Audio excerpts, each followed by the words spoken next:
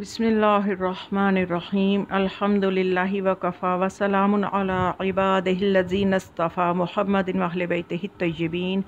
ماہ رمضان المبارک بابرکت مہینہ، اس کی برکتوں سے فیض یاب ہونے کے لیے ہمیں بہت سے ایسے وظائف، نمازیں اور دعائیں معصومین علیہم السلام سے پہنچی ہیں کہ جن کو اگر ہم اس مہینے میں اپنا وظیفہ بنا لیں تو ہماری دنیا اور آخرت، نہ صرف ہماری بلکہ ہمارے مرحومین کی بھی منزلیں بہت آسان ہو سکتی ہیں۔ ان کے لیے بھی ہم بہت زیادہ اس مہینے میں خیر و برکت اکٹھی کر سکتے ہیں، جو ان کے لیے آسانیاں کرے وہاں پہ۔ تو ایک بہت ہی اہم نماز ہے جو میں چاہتی ہوں آپ سب کو ہدیہ کروں، تحفہ ہے، بہت خوبصورت نماز ہے، بہت آسان نماز ہے، اور اس کے 3 فائدے میں آپ کو بتاؤں گی، اور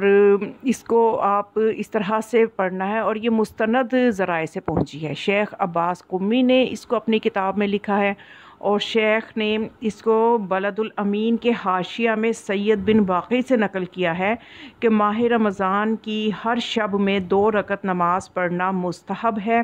اس کی ہر رکعت میں سورہ الحمد کے بعد 3 مرتبہ سورہ توحید کی تلاوت کرنی ہے، اور نماز کے بعد یہ دعا پڑھنی ہے۔ مختصر دعا ہے لیکن بہت ہی خوبصورت دعا ہے، اور نماز بھی بہت ہی آسان ہے جیسا کہ آپ نے جان لیا ہے۔ تو دعا پڑھنی ہے نماز کے بعد، یعنی دونوں رکعتوں میں سورہ الحمد کے بعد 3 مرتبہ سورہ توحید پڑھنی ہے، اور تینوں مرتبہ جب سورہ توحید پڑھنی ہے تو ساتھ بسم اللہ بھی ہر ایک مرتبہ پڑھنی ہے۔ ایسا نہیں ہے کہ 1 مرتبہ بسم اللہ الرحمن الرحیم پڑھی اور 3 مرتبہ سورہ توحید پڑھ دی، ایسا نہیں۔ ہر مرتبہ بسم اللہ الرحمن الرحیم پڑھ کے پھر سورہ توحید، پھر بسم اللہ الرحمن الرحیم پڑھ کے پھر سورہ توحید، اس طرح سے پڑھنی ہے۔ اور جب نماز سے فارغ ہو جائیں تو دعا پڑھیں، سبحان من هو حفیظ لا یغفل، سبحان من هو رحیم لا یعجل،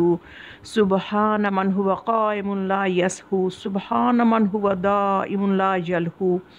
یہ 2 لائنوں کی بس مختصر دعا ہے، یہ پڑھنی ہے، اور اس کے بعد 7 مرتبہ تسبیح اربع پڑھنی ہے۔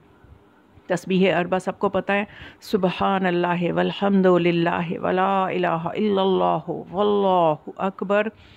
یہ تسبیح اربع ہے، یہ 7 مرتبہ پڑھنی ہے۔ جب یہ 7 مرتبہ پڑھ لیں تو پھر بس 1 لائن کی یہ دعا پڑھنی ہے، سبحانک سبحانک سبحانک یا عظیم اغفر لی الذنب العظیم۔ یہ 1 لائن کی بس دعا، یہ پڑھ کے اس کے بعد 10 مرتبہ محمد و آل محمد علیہ السلام پہ درود بھیجنا ہے، اور پھر فرماتے ہیں کہ جو شخص یہ نماز بجا لائے گا تو حق تعالی اس کے 70,000 گناہ بخش دیتا ہے۔ تو یہ صرف اس ماہ کی برکت ہے کہ جس کی وجہ سے ہمیں یہ خزانے ملے ہیں، اور یہ نماز ماہ مبارک کی ہر شب میں پڑھیں۔ اور اس کا میں آپ کو ایک بہترین اور ایک چیز آپ کو ہدیہ کروں کہ جب آپ اس نماز کو پڑھ لیں تو اگر آپ یہ کام کریں کہ اس نماز کو 4 معصومین علیہ السلام کو ہدیہ کر دیں کہ یہ نماز میں ان کو ہدیہ کرتی ہوں، اور پھر اس کے بعد ہدیہ کرنے کے بعد جو اجر و ثواب یقیناً جو ملے گا معصومین کو، جب آپ تحفہ دیں گے تو کتنا بڑا اجر و ثواب ہے، ایک عام مومن کو تحفہ دیں تو کتنے ثواب ہیں، اور پھر جب معصومین کو آپ ہدیاتاً محبت سے تحفہ پیش کریں کہ یہ جو میں نماز پڑھی ہے یہ میں 4 معصومین علیہ السلام کو ہدیہ کرتی ہوں، تو اس کا جو اجر و ثواب ملے گا آپ کو، آپ اس اجر و ثواب کے لیے نیت کریں کہ یہ میرے جتنے مرحومین ہیں میں ان کو بھیج دیتی ہوں، ان کو احسال کرتی ہوں اس کا اجر و ثواب۔ تو اس طرح سے آپ نے 3 اہم کام کر لیے، ایک تو نماز پڑھی تو اپنے 70,000 گناہ بخشوا لیے، پھر معصومین کو ہدیہ کر کے